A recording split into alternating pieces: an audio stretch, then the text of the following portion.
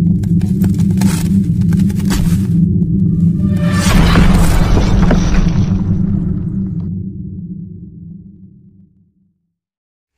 ini merupakan lanjutan kisah Dewa Sani. Saat para iblis mencari Sani di hutan Suryaloka, para iblis berkata, "Cari di semua tempat, kita perlu menemukan anak itu dan menyerahkannya kepada raja kita."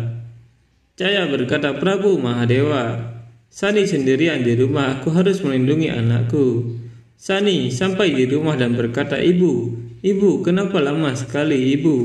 Ibu, apakah kamu aman?" Raktagan merasakan ada seseorang yang bersembunyi dan dia mendekati Dewi Cahaya. Cahaya berusaha bersembunyi dari iblis itu dan saat itu Sani berjalan menuju tirai tempat meditasi ibunya. Cahaya melempar sebuah batu dan para iblis pergi ke tempat suara itu. Cahaya dengan cepat menemui Sani dan berkata, "Anakku, apakah kamu baik-baik saja, Nak?" Sani berkata, "Aku aman, Ibu, tapi kenapa kamu begitu tertekan?" Cahaya berkata, "Ya, saat meditasi aku cukup bingung. Sepertinya ada sesuatu yang salah di hutan." Sani berkata, "Kamu benar, Ibu, ada iblis di hutan." Cahaya berkata, "Kamu tahu tentang fakta ini dan kamu masih tidak melakukan apa-apa." Saat itu Yama dan Yami berjalan masuk ke dalam hutan dan mereka melihat Cahaya dari kejauhan. Yami berkata, "Tapi kenapa Ibu terlihat berbeda dari penampilannya yang biasa?" Yama berkata, "Dengan siapa dia berbicara?" Yami berkata, "Kakak, kegelapan semakin meningkat, kita harus kembali ke rumah, ayo mari kita pulang." Yama berkata, "Kita tidak bisa membiarkan tugas ini tidak terselesaikan, Yami. Jangan takut, Yami. Kita di sini untuk mengetahui siapa yang Ibu temui di sini dalam pemujaannya. Kita harus tinggal di sini.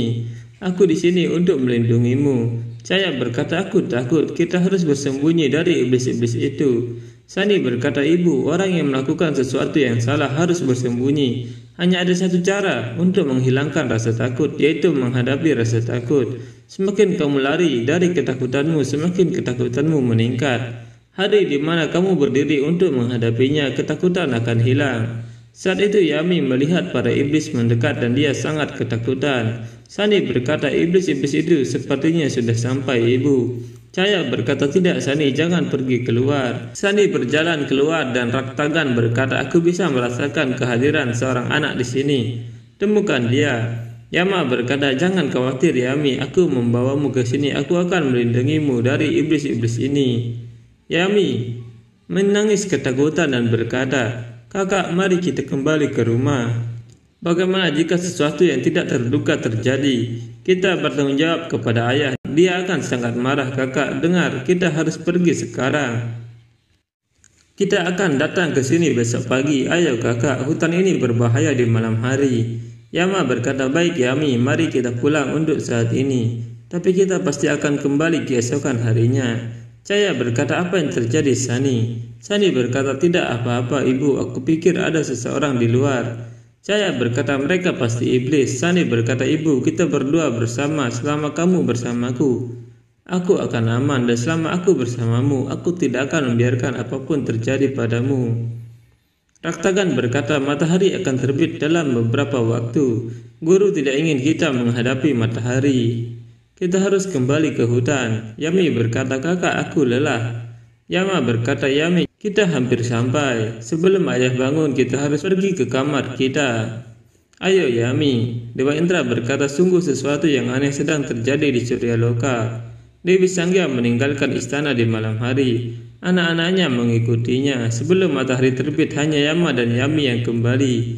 Akan menyenangkan jika aku menemui Dewa Surya. Saat matahari terbit, Dewa Indra menemui Dewa Surya dan berkata, "Berapa lama kamu berencana untuk menyembunyikan ini? Pikirkan tentang itu. Bagaimana jika beritanya melampaui alam matahari, bahwa pasanganmu Dewi Sangya menyelimuti dirinya dengan jubah kegelapan setiap malam dan pergi entah kemana. Dia tidak kembali sampai fajar." Pikirkan itu, Dewa Surya. Apa yang akan dikatakan orang? Maukah kamu menjelaskan perbuatan ini dari kegelapan, Dewa Surya? Dewa Surya berkata, "Pertama-tama pelajari lebih banyak tentang matahari. Orang yang terlalu jauh dari matahari tidak bisa hidup dalam gelap dan dingin, dan mereka yang menjelajah terlalu dekat dengan matahari akan terbakar menjadi abu oleh panasnya yang menyengat." Jadi, paling bijaksana bagimu untuk menjaga jarak aman dari matahari. Dewa Indra berkata, kamu mengancamku, Dewa Surya. Dewa Surya berkata, tidak, aku hanya mengingatkanmu faktanya. Teman-teman juga harus menjaga jarak. Terlalu dekat bisa menyesakkan. Aku tidak pernah mencampuri kehidupan keluargamu, Dewa Indra. Aku percaya kamu akan memberiku kesopanan yang sama. Berbicara tentang Dewi Sangya, aku percaya padanya. Aku sangat mencintai istriku, Dewa Indra. Dia selalu berada dalam garis pandangku dan aku ingin orang lain berhenti memata-matainya. Bahkan jika itu adalah seseorang yang memiliki 1000 mata. Kamu boleh pergi, Dewa Indra. Dewa Indra merasa kesal dan kemudian pergi dari sana setelah melihat kemarahan Dewa Surya. Cahaya berkata, Sani, apakah kamu tidak tidur sepanjang malam? Sani berkata, aku harus memperhatikanmu saat kamu tidur nyenyak. Kurasa meditasimu kemarin membuatmu lelah. Silakan istirahat lagi, Ibu. Cahaya berkata, tidak anakku, sudah waktunya untuk meditasiku. Aku harus pergi. Sani berkata, Ibu, bukankah sudah waktunya untuk menjawab pertanyaanku? Cahaya berkata, waktunya tidak lama lagi anakku. Sani berkata, Ibu, tolong jangan pergi untuk meditasimu hari ini. Cahaya berkata, mengapa? Apa yang telah terjadi? Sani berkata, aku tidak tahu, aku hanya merasakan ketakutan yang dalam dan tidak dapat dijelaskan bahwa kamu tidak boleh pergi beribadah hari ini. Cahaya berkata, apakah keberanianmu meninggalkanmu dalam satu malam, Sani? Kemarin malam kamu menasihatiku seperti orang tua. Ketakutan harus dihadapi dan kamu menjadi takut segera setelah fajar menyingsing. Aku tahu kamu khawatir tentang keamananku. Aku tahu kamu ingin menghabiskan sepanjang hari dengan ibumu. Tapi aku juga tahu bahwa kamu khawatir karena kamu tidak tidur semalaman. Karena mengkhawatirkanku, beristirahatlah. Kamu akan mengatasi kelelahan dan kekhawatiranmu. Selain itu, aku selalu bersamamu. Aku akan kembali sebelum kamu bangun.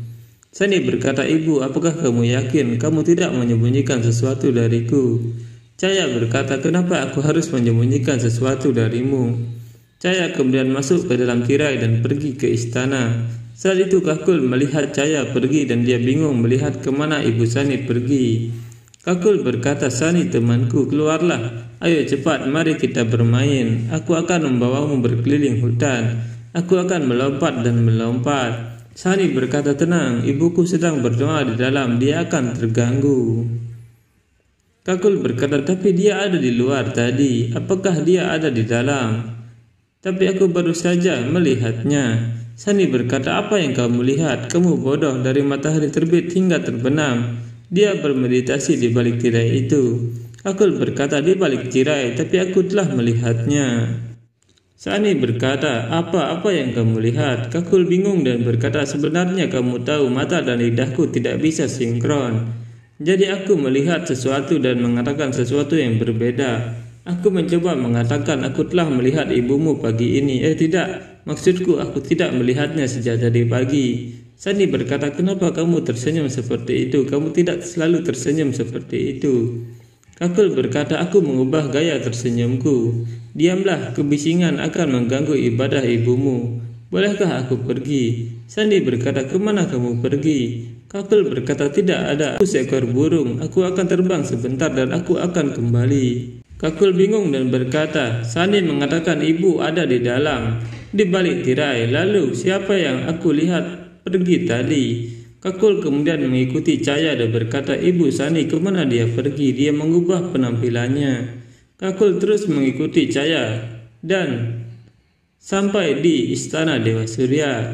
Kakul berkata, ibu Sani ada di istana matahari. Semua pelayan bersujud padanya. Cahaya berkata, di mana Yama dan Yami? Pelayan berkata, mereka tidak berada di kamar mereka sejak fajar, Maharani. Cahaya bingung dan berkata, mereka tidak berada di kamar mereka sejak fajar. Lalu kemana mereka pergi? Saat itu Yama dan Yami sudah sampai di hutan dan mereka mencari siapa orang yang ditemui oleh ibunya.